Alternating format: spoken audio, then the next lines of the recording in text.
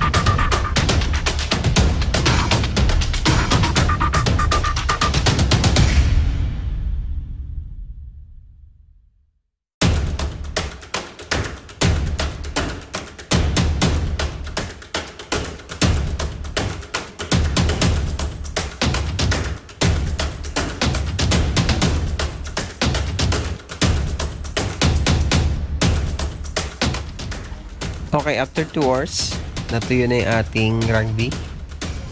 So, ngayon is pwede nating itapal yung ating papel or yung ating carton sa ating paper cone. Mas maganda kasi kung tuyo yung ating rugby before natin itapal yung ating carton. Mas makapit kapag tuyo ang rugby.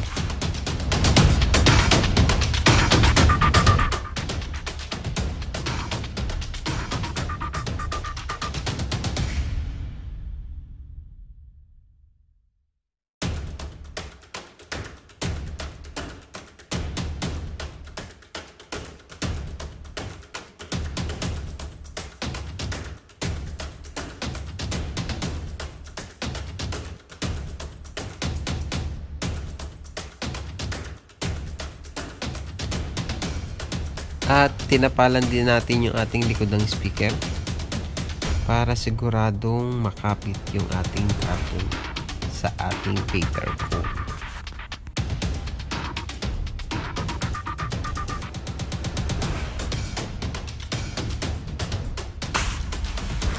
At yan na nga mga ka-video, okay na dikit na natin yung ating paper cone.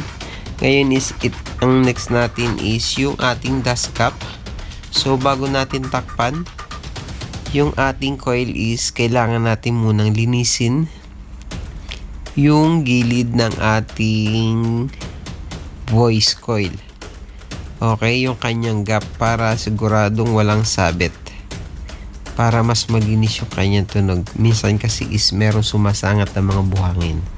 Kaya kailangan nating linisin sa pamamagitan ng karton.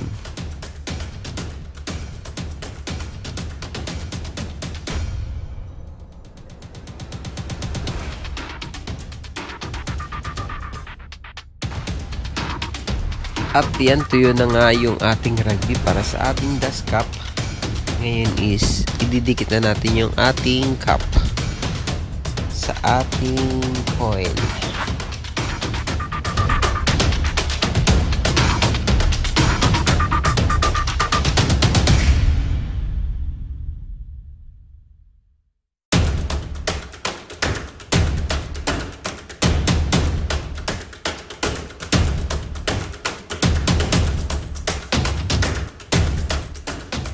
Okay, ngayon is pinturahan naman natin para maging black at para na rin kumapal yung ating paper cone.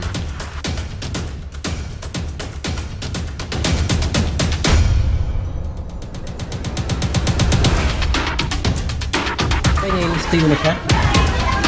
Testingin naman natin. Kumustahin naman natin yung kanyang tunog. Kung may sabit ba yung ating ginawa. Okay, gagamitin natin ang PVC C580. Pan-testing lang natin. Okay, testing lang natin.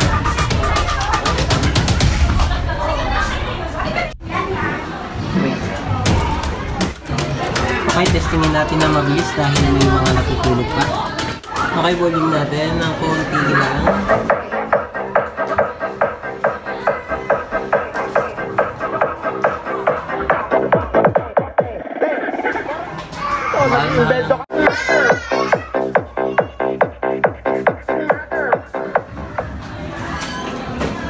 Okay, ang base niya is alauna.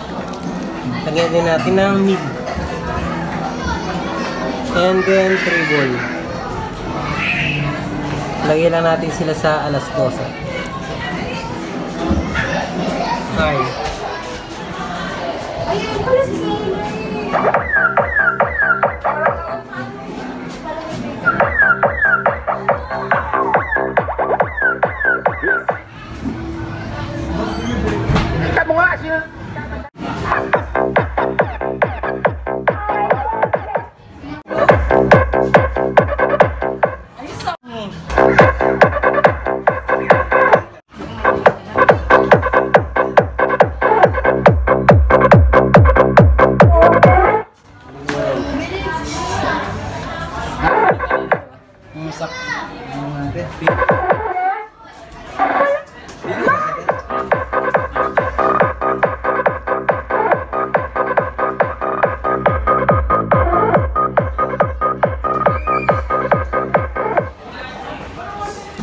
So ayan, medyo okay naman, walang sabit.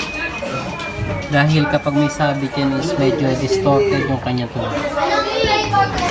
Basta importante is makapit yung ating pagkakadikit ng ating karton para wala siyang sabit.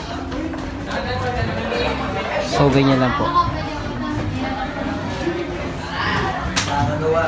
At ganun na nga mga ka-video, okay, kung nais nyo makatipid at para sa mga nagtitipid natin ka-video, okay dyan, na nawasak ang kanilang speaker cone, is ganun lang po yung technique natin para mabuo ulit yung ating paper cone.